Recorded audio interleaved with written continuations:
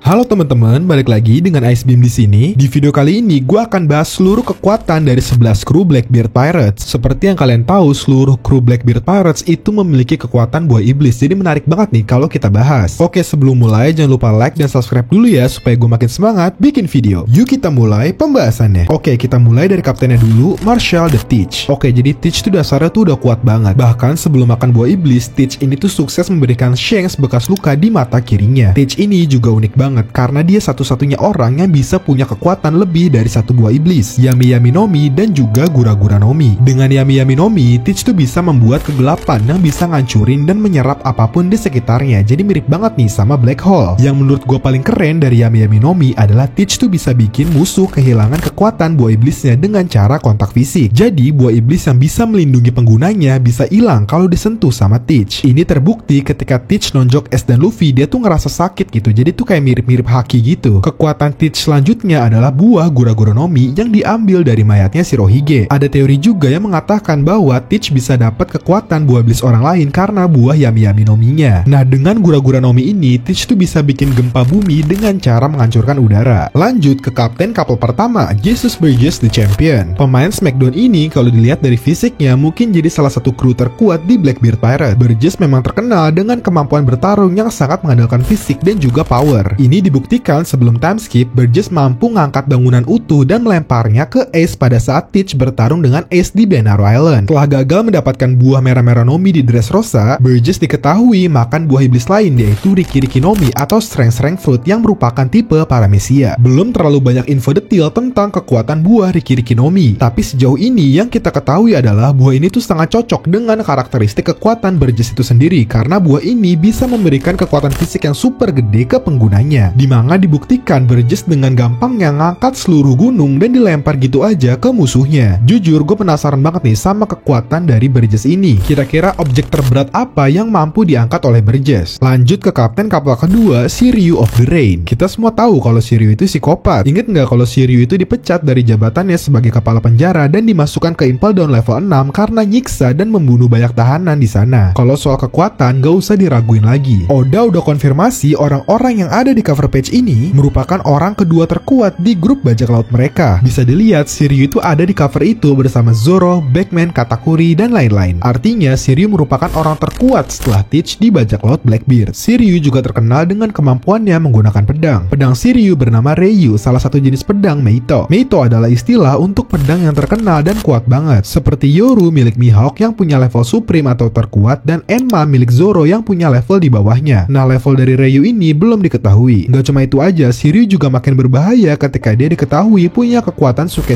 Nomi atau Clear Fruit. Buah ini bikin Shiryu itu invisible atau nggak terlihat dan bisa bikin apapun yang disentuh juga invisible. Siapapun lawannya nanti kayaknya jadi tantangan yang menarik untuk observation Haki agar bisa mengalahkan Shiryu. Oke, lanjut ke kapten kapal ketiga sekaligus seorang penembak jitu, Van Augur. Augur jadi salah satu karakter yang punya introduction yang keren banget. Pada saat Luffy dan teman-temannya sedang menuju Jaya Island, tiba-tiba Augur yang berposisi di Jaya Island berhasil menembak beberapa burung camar dan jatuh tepat di kapal Luffy. Ini tuh posisinya masih jauh banget karena Luffy dan lainnya masih di tengah perjalanan dan belum melihat ada pulau sedikit pun. Selain skill nembaknya yang nggak masuk akal, Augur juga punya kekuatan Wapu Wapu Nomi yang bisa bikin dia melakukan teleportasi ke dirinya sendiri ataupun orang lain. Di manga sendiri, Augur pertama kali menunjukkan skill buah iblis ya pada chapter 1063 ketika dia berhasil memindahkan Burgess ke Pulau Winner. Wapu Wapu Nomi juga cocok banget nih jika digabungkan dengan skill nembak milik Augur. Dia bisa dengan mudah mendekatkan target musuhnya dan menembaknya gitu aja. Kekuatan Augur ini mirip banget dengan Semblance milik Law. Bedanya Augur bisa melakukan teleportasi lebih bebas karena tidak perlu ada di dalam zona room seperti milik Law. Harusnya teleportasi ini memiliki kelemahan berupa batasan jarak. Ini bisa jadi pertarungan yang seru banget antara penembak jitu karena musuh dari Augur harus memiliki kemampuan menembak dari jarak yang super jauh agar tidak bisa diteleportasi oleh Augur. Lanjut kita bahas kapten kapal keempat, Avalo Pizarro si Raja Korup. Pizarro adalah salah satu mantan tahanan Impel Down level 6 terkuat karena dia berhasil mengalahkan seluruh tahanan dalam selnya dan berhasil menjadi bagian dari Blackbeard Pirates. Pizarro memiliki kekuatan Shima Shima Nomi atau buah pulau. Dengan buah ini, Pizarro bisa menyatukan dirinya dengan pulau sehingga dia bisa mengendalikan semua yang ada di pulau tersebut. Selain itu, Pizarro juga bisa mendeteksi semua aktivitas yang ada di pulau yang sedang dikendalikannya. Kemampuan ini sangat berguna untuk pengawasan. Contohnya ketika Pizarro mendeteksi ada tahanan yang kabur dari pulau Hachinosu. Kalau dari segi penyerangan, Pizarro juga bisa memanipulasi bagian pulau untuk menjadi senjata. Hal ini diperlihatkan ketika Pizarro membuat tangan yang sangat besar untuk menyerang kapal angkatan laut. Kalau kelemahannya sih udah cukup jelas ya, karena seluruh bagian tubuhnya menyatu dengan pulau, musuh akan memiliki target serang yang cukup luas, karena setiap bagian pulau yang diserang akan berdampak pada tubuh asli Pizarro. Jadi kalau dari sisi defensif itu emang kacau banget. Nah terus bedanya apa sih sama buah Ishi-Ishinomi milik Pika? Bedanya simple banget, Pika hanya bisa mengendalikan hal-hal yang terbuat dari batu, sedangkan Pizarro bisa mengendalikan semuanya yang ada di pulau tersebut. Tapi sebenarnya dari sisi defensif, buah milik Pika itu jauh lebih menguntungkan, karena ketika batu dari Pika dihancurkan, itu nggak akan berdampak langsung ke tubuh asli Pika. Beda dengan Pizarro yang bisa berdampak langsung pada tubuh aslinya ketika pulaunya diserang. Kelemahan Pizarro ini mirip banget dengan buah Shiro-Shironomi milik Beje. Lanjut ke kapten kapal kelima, Levitt the Demon Sheriff. Kita bahas backgroundnya sedikit dulu ya. Levitt ini dulunya merupakan seorang sheriff atau polisi di West Blue, tapi dia tuh dipecat karena kekejamannya. Jadi emang Blackbeard Pirates ini isinya tuh kriminal semua gitu. Oke, sebenarnya kalau gue simpulin, kekuatan Levitt ini tuh ada 3. Jago menyusup, memiliki sayap, dan bisa hipnotis. Oke, kita bahas satu-satu ya. Skill menyusup Levitt pertama kali diperlihatkan ketika dia berhasil menyusup ke Mary Joa untuk bergabung di meeting penentuan anggota Shichibukai selanjutnya. Di meeting itu banyak banget Haki Master, tapi kerennya nggak ada satupun orang yang menyadari si Levitt sampai dia memutuskan untuk menampakkan dirinya dengan sengaja. Di buku One Piece Blue Deep, diinfokan bahwa Levitt itu bisa menyusup ke Mary Joa dengan kemampuan terbang miliknya. Ini berhubungan dengan skill kedua miliknya, yaitu Angel Wing. Sejauh ini Levitt menunjukkan bahwa dia tuh bisa mengubah tangannya menjadi sepasang sayap malaikat atau kayak sayap burung gitu. Sayangnya nama buah iblisnya tuh belum diketahui gitu. Terakhir, skill hipnotis. Levitt mengatakan di chapter 576 bahwa dia berhasil menghipnotis para penjaga untuk membuka Gate of Justice. Mungkin Levitt juga menggunakan skill hipnotisnya untuk menyusup ke Mary Joa selain dengan skill terbangnya. Dari skill set yang Levitt tunjukkan sejauh ini, banyak teori yang mengatakan bahwa Levitt memiliki kekuatan buah iblis Mythical Zoan tipe Sirens. Sirens merupakan hewan mitologi yang memiliki sayap seperti malaikat atau burung, dan memiliki kemampuan untuk menghipnotis atau membius para pelaut dengan suara indahnya. Jadi mirip banget dengan skill set yang Levitt punya. Lanjut ke kapten kapal ke-6 sekaligus satu-satunya wanita di bajak laut Blackbeard, Katarina Devon. Devon memiliki kekuatan buah iblis Inu-Inu-Nomi model QB. Dengan buah ini, Devon bisa berubah menjadi seekor rubah berekor 9. Uniknya buah ini, Devon tuh bisa berubah menjadi klon seseorang, jadi mirip dengan kekuatan Mane-Mane Nomi milik Mr. Two Bone Clay. Terus bedanya apa sih sebenarnya? Bisa dibilang buah milik Devon itu merupakan versi upgrade dari buah milik Bone Clay, karena Devon bisa meniru hingga pakaian yang sedang digunakan targetnya, sedangkan Bone Clay hanya bisa meniru wajah dan fisiknya saja. Selain itu, Devon juga punya kekuatan khusus dari QB itu sendiri, sayangnya sejauh ini belum diketahui. Fun fact, konsep awal Devon tuh gak seserem sekarang. Oda pernah membuat konsep awal Devon kayak gini. Oda memutuskan untuk mengubahnya seperti sekarang untuk menyesuaikan dengan image dari Blackbeard Pirates yang terkenal kejam dan seram. Bahas backgroundnya sedikit, Devon pernah menjadi bajak laut wanita paling berbahaya di masa keemasan bajak laut. Menariknya, Big Mom seharusnya ada di masa yang sama dengan Devon. Nah, apakah Devon lebih berbahaya daripada Big Mom? Oke, lanjut ke kapten kapal ke-7, Sanjuan Wolf the Colossal Battleship. Sanjuan Wolf memiliki kekuatan Dekade Ekonomi yang bisa bikin dirinya bisa meningkatkan ukurannya menjadi kira-kira 10